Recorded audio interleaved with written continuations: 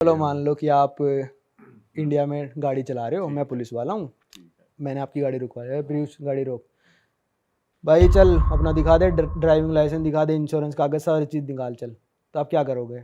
लो sir, लो ये लो, देख लो। हाँ देख लिया मैंने। अरे मेरे को लग रहा है कागज तो ठीक है भाई तेरे, पर तने लगा रखी है, टेस्ट करवा ले, इसमें फूंक मार। तो क्या करोगे भाई? मैं सुंगवा देंगे, क्यों नहीं पी सुंगवा रखी? देंगे। अब पुलिस वाले जुबान तो नहीं लड़ाओगे, नहीं कर रहा ये कर रहा।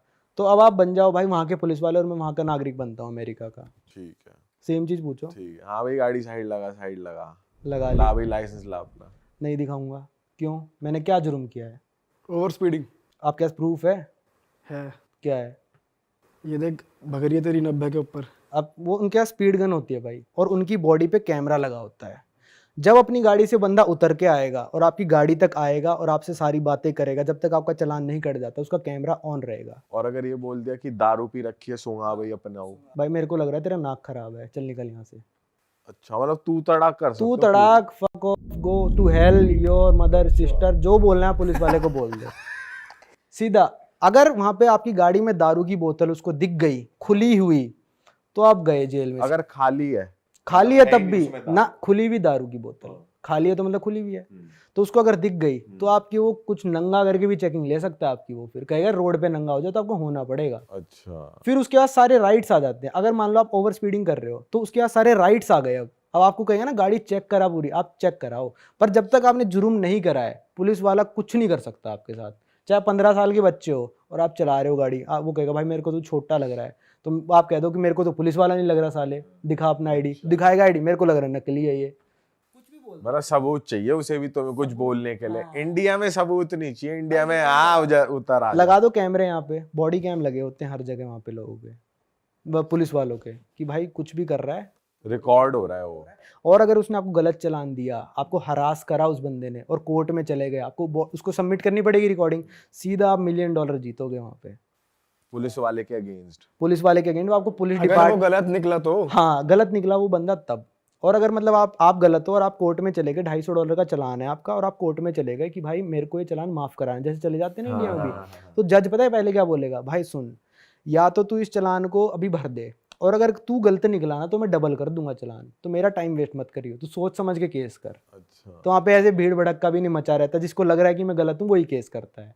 हाँ। तो बहुत मेंटेन्ड सिस्टम। मेरे को भी डर नहीं लगा वहाँ पे गाड़ी चलाने में, क्योंकि जब मेरे दोस्त ने कहा जब तक तू ओवर स्पीडिंग नहीं कर रहा ना और कुछ लेन वेन इधर उधर नहीं कर रहा है ऐसे ऐसे, पुलिस वाला कुछ नहीं कह सकता। अपने ऊबर वगैरह में भी वो सेफ्टी के लिए हमेशा राइड में कैमरा ऑन करके चलते हैं, एक बोनट कैम। मतलब मेरा एक्सपीरियंस है यूएस का कि बोनट कैम एक अलग रहता है कि वो रिकॉर्ड करता रहता है कि सामने किसी की ठुके तो वो रिकॉर्ड हो जाए इंश्योरेंस के लिए। और वो एक अंदर भी 2 कैमरा थे उसमें कि कस्टमर से कभी बहस हो जाए तो मेरे पास प्रूफ रहे कि क्या बात चली है। तो उस वे में भी वो हाँ थोड़े भाई वहाँ के इंश्योरेंस का भी अलग है ना। यहाँ पे क्या होता है, गाड़ियों का इंश्योरेंस होएगा, आपकी गाड़ी का इंश्योरेंस होगा ना। कोई भी जाके चला ले, तू चला ले, कोई भी चला लो, ठीक है। वहाँ पे क्या होता है, बंदों का इंश्योरेंस होता है। अगर मैं गाड़ी चला रहा हूँ ना, तो मैं कितना एक्सपीरियंस ड्राइवर हूँ, मैंने कितनी बार गाड़ी ठोकी है, मेरी गाड़ी किस स्टेट में रजिस्टर्ड है, किस एरिया में रजिस्टर्ड है, उसके हिसाब से मेरे को इंश्योरेंस मिलेगा। मान लो कि मैंने आज गाड़ी ली, मेरे को मिला पर महीने का इंश्योरेंस होता है वहाँ पे। मान लो कि आज मेरा $500 का इंश्योरेंस है 1 महीने का, मैंने गाड़ी ठोक दी, तो अगले 2 सालों तक मेरा इंश्योरेंस $800 जाएगा। तो वहाँ पे बंदों का इंश्योरेंस होता है। इसलिए बंदे क्या करते हैं, वहाँ पे गाड़ी आप चला रहे हो, आपकी गाड़ी के आगे आके कूद जाएंगे, आप उसकी अगर हड्डी टूट गई, नाटक ही करेगा पहली बात तो वो, ठीक है। अगर हड्डी टूट गई ये भी करते हैं। तो आपका घर बिक जाएगा उसके केस में। $1 मिलियन तक का कॉम्पनसेशन, $1 मिलियन, $2 मिलियन, ये सब मिलता है। ये क्या सीन है, जानबूझ के गाड़ी के आगे? इसलिए वो कैमरा लगा के रखते हैं कि देखो जी ये जानबूझ के कूदा है। वहाँ पे एक लड़की ने केस कर दिया था कि वो पता नहीं स्टारबक्स में गई थी, कहाँ गई थी, उसने कहा भाई मेरे हाथ पे कॉफ़ी गिर गई और कॉफ़ी ज़्यादा गर्म थी, कॉशन नहीं लिखा था उस। और वो केस जीत गई, उसको $3 मिलियन मिले हैं। और उसने प्रूव कर दिया कोर्ट में कि कॉफ़ी गर्म थी। वाह, उसकी तो पुश्ते भी बैठ के खाएंगे। हाँ, तो यूएस में ना कोई भी किसी को सू कर देता है। हाँ, जैसे यहाँ डिफेमेशन आजकल फेमस हो रखा है ना, डिफेमेशन, वहाँ पे सू कर देता है कोई भी किसी को। वहाँ पे लॉयर्स की बहुत इनकम है ना। भाई वैसे ये बताओ, ट्रैवल करने का चस्का आया कहाँ से आप में? भाई ट्रैवल करने का चस्का तो पहले से ही था। पहले मतलब कोचिंग इंस्टीट्यूट में मैं यहाँ पे मेडिकल की तैयारी कर रहा था, तो मतलब चस्का था। तो घर से मिलते थे 2-4 हज़ार रुपए, तो वहाँ से दोस्तों के चले गए शिमला, सिक्किम चले गए, मतलब पैसे जोड़ जोड़ के चले गए। फिर क्या होता था भाई, एक जो फॉरेन घूमने का चस्का आया ना, वो मेरे को स्कूल से आया, क्योंकि मेरा स्कूल काफ़ी हाई फाई था। मेरे पेरेंट्स ने मतलब काफ़ी हाई फाई स्कूल में एडमिशन करा दिया था अपने लेवल से ऊपर के में। तो उसमें क्या होता था भाई कि 2006-07 में वो स्कूल इंटरनेशनल टूर लेके जाता था। सबसे पहला टूर वो हांगकांग लेके गए थे 70,000 रुपये में, मेरे को आज तक याद है। मैंने बड़ी जिद करी थी कि पापा भेज दो यार, भेज दो। कहते हमारा बजट नहीं है भाई इतना भेजने का तेरे को हांगकांग 70,000 5 दिनों के। तो मैंने कहा चलो कोई बात नहीं। मेरे 2 दोस्त गए, मेरे को बड़ा बुरा लगा, बड़े करीबी दोस्त गए थे उस टूर पे। फिर भाई 12th क्लास में वहाँ वो लेके गए यूएसए का टूर 2 लाख रुपए का। मैंने बड़ी जिद करी, पर मैं फिर समझ गया फैमिली प्रॉब्लम्स, तो मैंने कहा चलो कोई नहीं।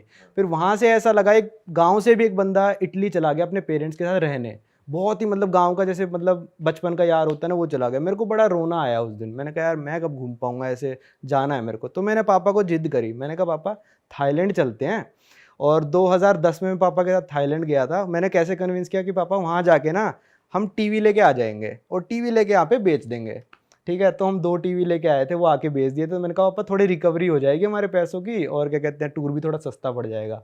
तो सबसे पहला टूर में पापा के साथ थाईलैंड गया था। सुनने में बड़ा अजीब है। गए तो पापा के साथ, वो भी था, और वो भी टीवी लेने। भाई अलग ही सीन है। तो फिर भाई उसके बाद मेरे को पता चला कि यूट्यूब से ना कमाई भी होती है।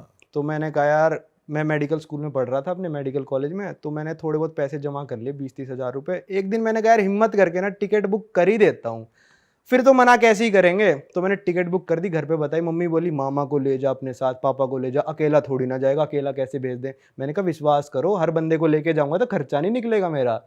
तो फिर मैं पहला टूर गया भाई, दूसरा टूर, 3 कहाँ टूर पर गए आप 20-30 हजार में?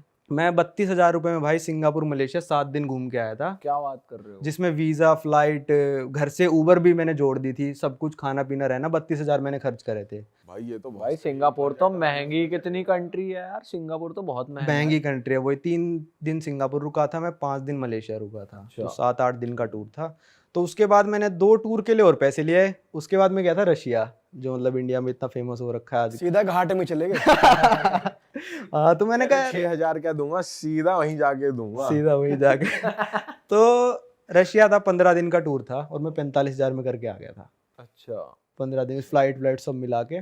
फिर 2-3 टूर का मैंने पापा मम्मी से पैसे लिए थे। उसके बाद यूट्यूब ने देना शुरू कर दिया। फिर मैंने कहा अरे अच्छी कमाई हो रही है इस चीज़ से। और मेरा मतलब जो चैनल चला था वो जापान से चल गया था। जापान एक अलग दुनिया है, वो सबको देखने में बड़ा इंटरेस्ट था, क्योंकि शुरू से ही देख रहे हैं हम शिनचैन, डोरेमोन, वोरेमोन, ये सबको पता है। तो इसलिए मतलब वो चल गई थी मेरी सीरीज। तो घर वाले खुश हैं अब? जैसे पहले आप नहीं जा पाते थे, अब ट्रैवल से ही कमा रहे हो, यूट्यूब के थ्रू कमा रहे हो आप। तो भाई जैसे आपको पता है कि मैं डॉक्टर हूँ, तो 6 साल मैंने पढ़ाई करी यहाँ मुजफ्फरनगर में। और पापा मम्मी, प्राइवेट कॉलेज था, पढ़ाई बहुत महंगी है, 80-85 लाख रुपए उसमें लग गए, ठीक है। तो ये करवाने के बाद पेरेंट्स ने इतना पैसा लगाया, इतना टाइम लगाया, और उनको कन्विंस करा मैंने कि भाई मेरे को अभी डॉक्टरी नहीं करनी है, मेरे को इंटरेस्ट है ट्रैवल में और मैं ट्रैवल ही करूँगा। तो फिर पता चला भाई धीरे धीरे, जैसे मेरे दोस्त जॉब लगने लगे यहाँ, डॉक्टरी की लगने लगे। मैंने 6 महीने अपने कॉलेज में खुद काम किया इमरजेंसी डिपार्टमेंट में। तो वहाँ पे जो सैलरी मिल रही थी ना, वो जो यूट्यूब से मैं उस टाइम कमा रहा था ना, उससे 10 गुना कम मिल रही थी। तो मैंने कहा यार ये तो वर्थ नहीं है ना, डॉक्टर्स की वैल्यू नहीं है। यूएस में जाके करता 5-6 करोड़ रुपए सैलरी है वहाँ पे साल की डॉक्टर्स की, पर यहाँ पे वैल्यू नहीं लगी। तो मैंने कहा यार छोड़ो ये सब। मैंने कन्विंस करा कि थोड़े दिन दे दो मेरे को, 2-3 साल दे दो, 2-3 साल बाद कर लूँगा, डिग्री तो है मेरे पास। उसके बाद पीजी करना हो, कुछ भी करना हो मैं कर लूँगा, पर मेरे को 2 साल दे दो हाथ जोड़ के कि मेरे को करना है। और मेरे पेरेंट्स इतने सपोर्टिव भाई, उन्होंने बोला छोड़ दे भाई, तू डॉक्टरी छोड़ दे, तेरा जो मन में आ रहा है कर ले, हम तेरे साथ हैं।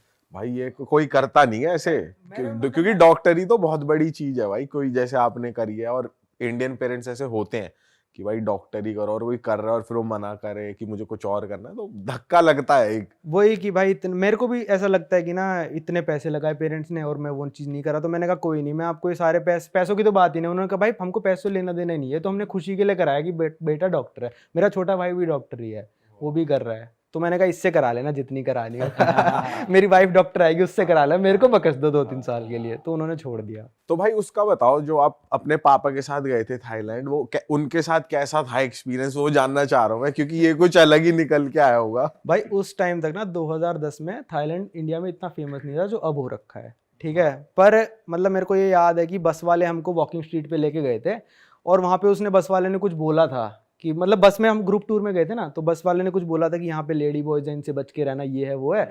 अब मेरे को उतना उस टाइम समझ में नहीं आया, पर मेरे दिमाग में वर्ड रह गए, और फिर मेरे को 5-6 साल बाद समझ में, अच्छा ये कह रहा था वो, तो इसलिए पापा और मैं उतरे नहीं थे वहाँ पे वॉकिंग स्ट्रीट। अच्छा अंकल समझे क्या कह रहा है। और मसाज नहीं कराई? नहीं, मैं साथ नॉर्मल कराई थी मैंने।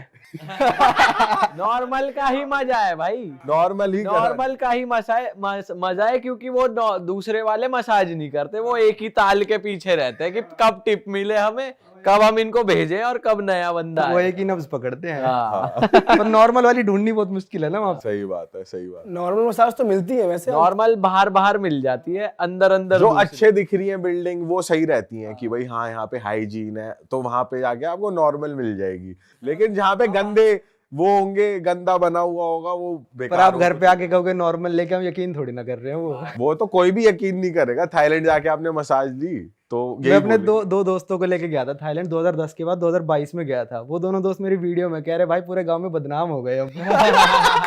एक ताऊ भी आके पूछ रहा है मेरे से, बेटा थाईलैंड गया था और मसाज तो ली होगी। मतलब वो वाली बात हो जाती है, किया कुछ नहीं, बदनामी वैसी ही हो गई। ये है थाईलैंड के साथ, नाम सुनते ही थोड़ा मुस्कुरा जाते हैं लोग, हाँ, थाईलैंड जा रहा है, ऐसे ऐसे हो जाता है रिएक्शन। भाई अब बिना किसी देरी के शुरू करते हैं देशों की बात करना। तो सबसे पहले हम उस देश पे चलते हैं जहाँ की बहुत हाइप है।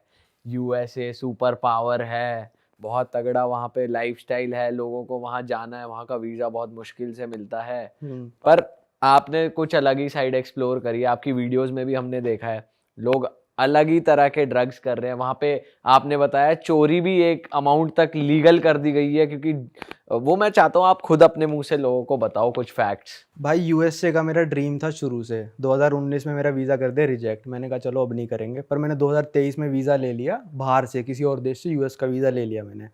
तो भाई यूएस का मेरा ड्रीम था कि मेरे को 2 जगह विजिट करनी है बस, लास वेगस और टाइम स्क्वायर। मैंने कहा ड्रीम डेस्टिनेशन क्यों, हर मूवीज़ में देखी है। तो पहले तो मेरी सबसे पहली सिटी जब मैं यूएस गया मेरी वेगस थी। हवाई से सबसे पहले मैं वेगस गया, तो वेगस घूमी मैंने। फिर उसके बाद मैं अलास्का चला गया, वापस आ गया। अब मेरे को एक दोस्त मिल गया वहाँ पे जो कहता भाई मैं तेरे को असली साइड दिखाऊंगा यूएसए की क्या होती है। मैंने कहा ठीक है भाई। जब यार न्यूयॉर्क की सबवे में गए हम, तो ऐसा लोग उल्टी कर रहे हैं, वहीं पे मुँह रहे हैं, वहीं पे होमलेस पड़ा हुआ है यार। दिल्ली मेट्रो मिलेगा ही नहीं है सब कभी। फिर उसने कहा भाई एक ऐसी सिटी लेके जाऊंगा जहाँ पे रियल लाइफ ज़ॉम्बीज़ हैं। मैंने कहा भाई ज़ॉम्बीज़, ये तो मूवी में देखा है। मैंने कहा चलो भाई आप लेके चलो मेरे को। अरे वाह, आपने ये वीडियो यहाँ तक देख ली भाई, तुमने हमारी मेहनत सफल कर दिया। तुम ही लोग हो असली रियल हिट। और अगर आपको बहुत मजा आ रहा है ऐसी क्लिप्स में, ऐसी वीडियोस में, तो फटाफट जाइए प्लेलिस्ट पे बिंज वॉच कीजिए, सारी वीडियोस देख डालो और मौज काटो। That is it. हम मिलेंगे नए पॉडकास्ट में, नए क्लिप में। Till then bye bye, see you, take care, do subscribe. Best of real talk online. Okay, bye bye.